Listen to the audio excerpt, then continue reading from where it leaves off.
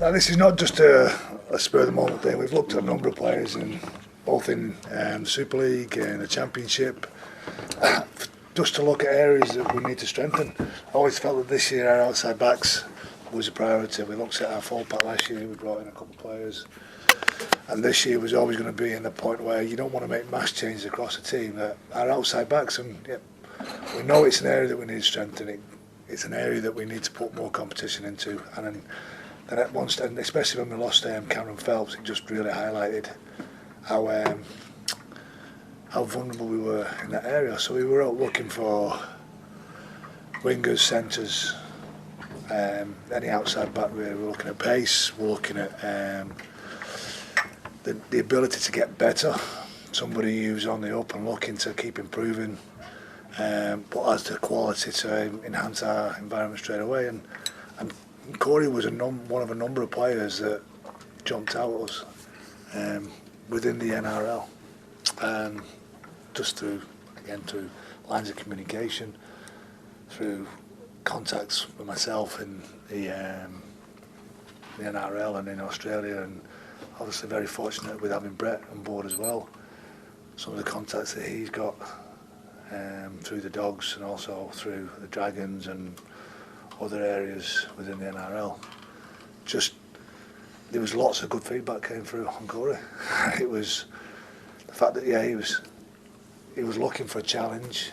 Salary cap restrictions in Australia are shocking. They bite at all different levels, even at levels of the players that are playing consistently well and just can't and are out of contract because of the inability to sign players when you've already pre-signed players. And Corey just fell into one of those kind of categories. He was sought after by some teams in the NRL, but fortunate again that he decided that he liked what I heard. His agent has been and spent time here with us for the last couple of years as well. Knows what we're trying to build. Feels it'd be the best place for his player to come and develop his game. And it's about stretching ourselves inwardly. So I'm talking about all our outside backs, about putting somebody in there that's going to make and challenge people in this squad to make them better. I think everybody in the team's unafraid of that, which is good part of what we are.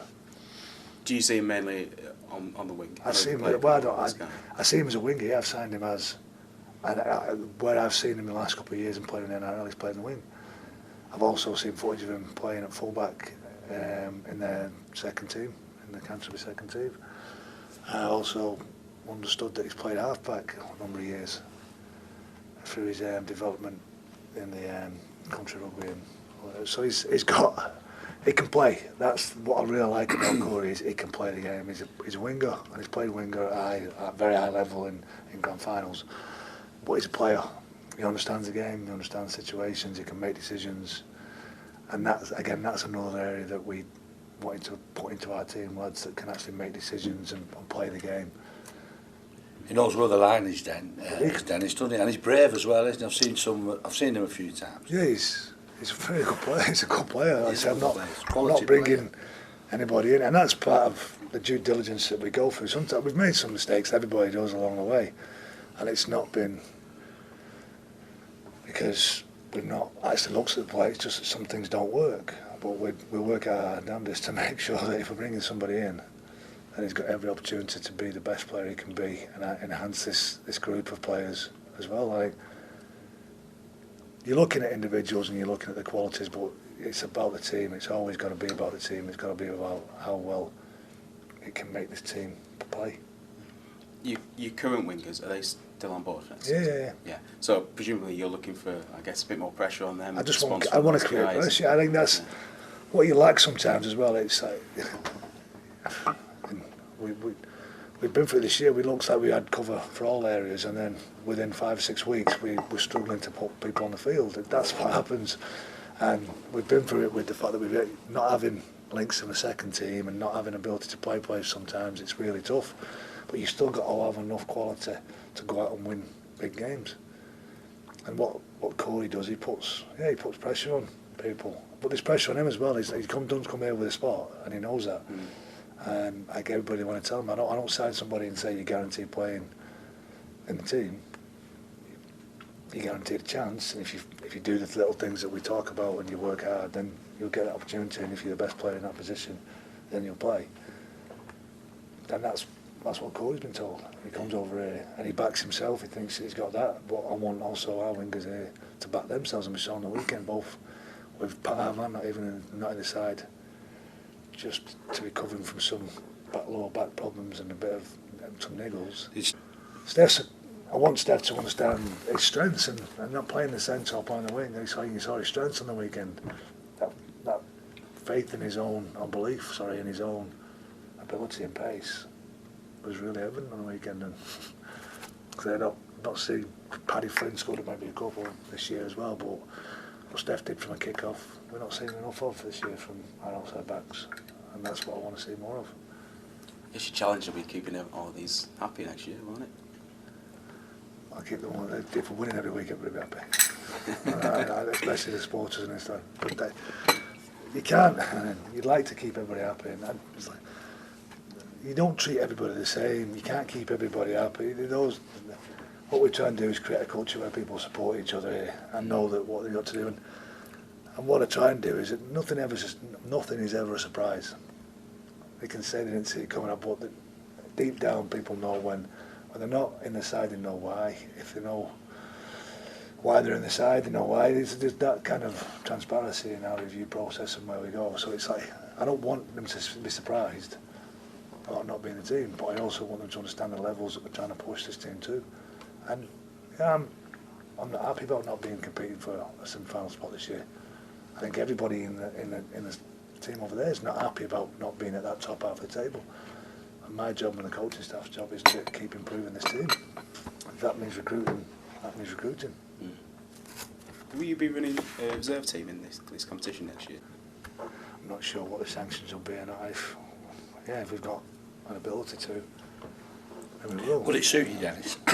Would it suit you that going that way, down that line? Well, again, we've done massive amount of recruitment in our 19s this year, and we've got a strong group of 16, 17-year-olds and lads that are going to be training our first team in under 19s next year, like Ollie Ashall's, your Brad Walker's, your Jack Hortons. They're the lads in the Liam Walsh's and lads like that. They're going to come in. They're going to be playing at 19 level with an opportunity to maybe go up to Whitehaven if we've still got that link there and training with the first team here. Will that stretch us? It probably will stretch us, but again, it's hard to bat on all fronts when you're still trying to build, and we've still not got a large enough pool of players to say that we could put out a second team and then support our 19s to be a developing team as well. But we'll look at it and we'll see where we are. Finances, again, are always going to play a massive part because his money's got to come from somewhere.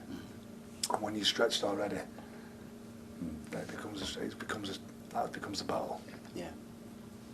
Just wondered, obviously, with the options that you would have there next year, getting them. Like I say, at the moment, I'm really happy with the way that things have gone with James Coyle, but why even the way our connections there, and also our link into the Cumbrian Academy and what we're doing with the Cumbrian Academy, and keeping our contacts up in that part of the world, working with Workington, working with Whitehaven, working with Carlisle, working with all those Cumbrian clubs.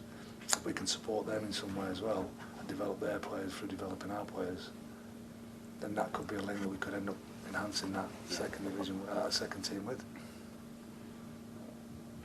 What's the news on the two players who got carried off or helped off on Not good. weekend? Both probably not going to play again this year. McGrath's, and we'll have an operation tomorrow on a broken leg, fracture of his fibula. He'll have the plate put in there. He's done some ankle damage as well when he went over on it. So it's unfortunate because, like I say, he's been going fantastic this year. I think he's developed as a player again this year from last year. I think we would have seen the best out of him over the next 3 or 4 weeks again. Another big loss to us is Willie. Yeah, Willie's hurt his knee, got medial damage there, and again, this stage of the year, pushing hard to get him back. But the likelihood is that it's a 6 to 8 week injury on the good side. So this time of the year, it's not a great injury to sustain.